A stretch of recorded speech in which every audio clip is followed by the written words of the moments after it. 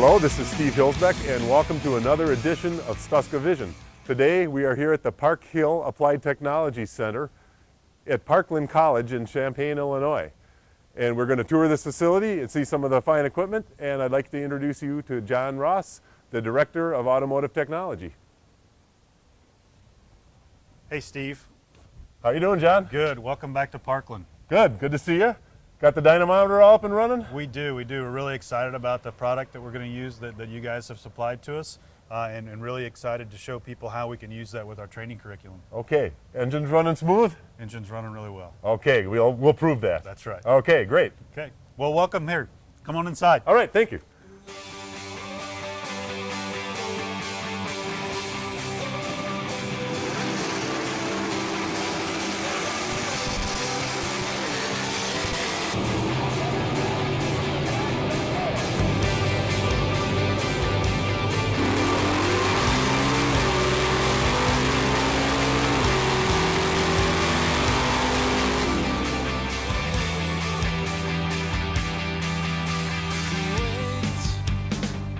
Well, what do you think, Steve? Pretty impressive place, huh? John, this is phenomenal. I got to tell you, I'm in awe. I look around and I see a gorgeous facility with the tools and the equipment for someone to get a good education in today's high-tech automotive world. I look back to when I started driving. I was armed with a screwdriver and a hammer, and I know today, in today's world, it takes a lot more knowledge and skill and information to be able to work on these machines. So I'm happy that there's a place to come learn this, and I may have to sign up myself. Well, that'd be great. We can sign you up. You know, Steve, we really appreciate the partnerships that we have with corporations. That's what makes these things possible.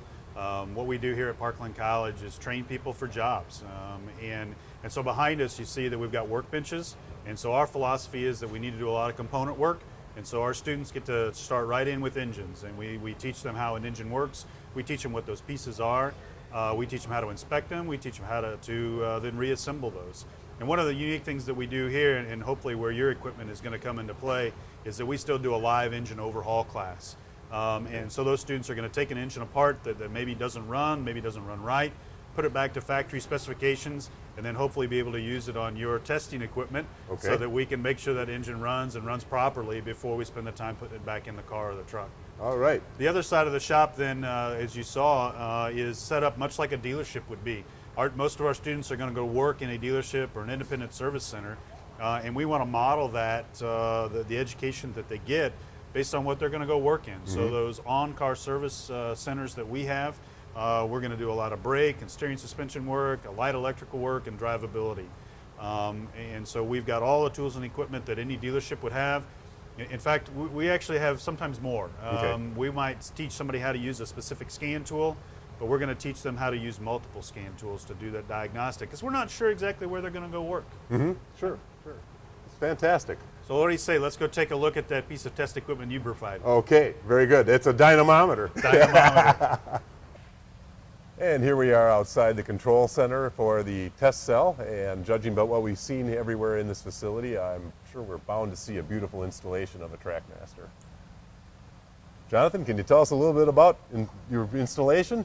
Well, as we have talked about the other things that we've done in this building, we knew that even in the design phase, that adding the ability to put an engine dyno with our curriculum was something that we wanted to do. And so we did dedicate space specifically to this piece of equipment. And another testament to what Parkland College is doing is to say, hey, let's take this space and make it specific to that. Okay. And so as we go inside, you'll be able to see, hopefully, what we've been able to do to make this piece of equipment the best use possible. Okay, great. Let's take a look. Yeah. All right, we're inside the test cell, and this is beautiful. We got incredible good air circulation coming in from the ceiling. Beautiful plumbing job. There's an underground tank here and an adequate exhaust system so that the students in the next building can focus on their studies. And of course, in the middle, we have the TrackMaster dynamometer. Starts out with the engine cart. This is designed so engines can set down on the cart, roll right into the test cell. You don't have to work on mounting the engine in the test cell. At the center of the dynamometer, of course, is the Stuska water brake. These have been around a long time, very well proven, time-tested design. On top, we have our electronics tower, which is equipped with our quick stick automatic load control system. This gives a remote throttle and ignition controls to the control room. In addition, there's the circuitry for manipulating the load through the brake. This will hold engine steady or run sweep tests accelerating or deaccelerating. And after that, we're going to be ready to go and make some noise here shortly. Okay, the engine's been warmed up and we're ready to make our first test pull. You set to go? Yeah, I think so. We've selected an RPM range that we feel pretty comfortable that this engine will work in, and we'll get it fired up and go from there. Very good. Let's see it.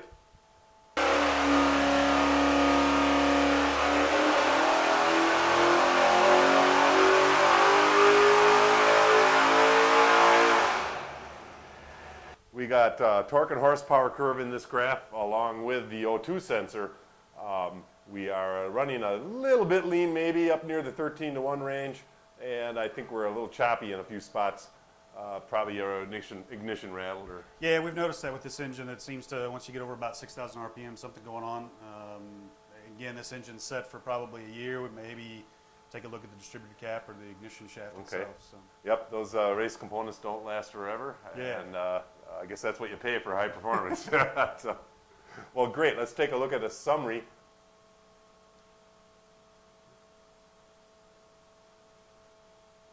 Here we have a preview of what could be printed out for a report.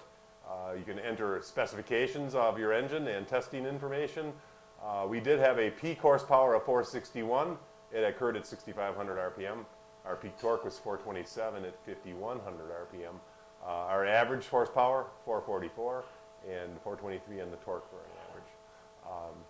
And at any rate, this is a reproduction of the graph again, and we can review the data in spreadsheet forms as well. Yep. Well, I can't wait to be able to use the other aspects of this, exhaust gas temperature, those other sensors that we were able to purchase to really have a good time and be excited about learning. This is something different that the students wouldn't be able to do in a regular environment. So. Okay, well, great. Of course, any questions? You know who to call. You know, we're going to have plenty of questions. Thank you. Thank you. Yeah, it was a pleasure.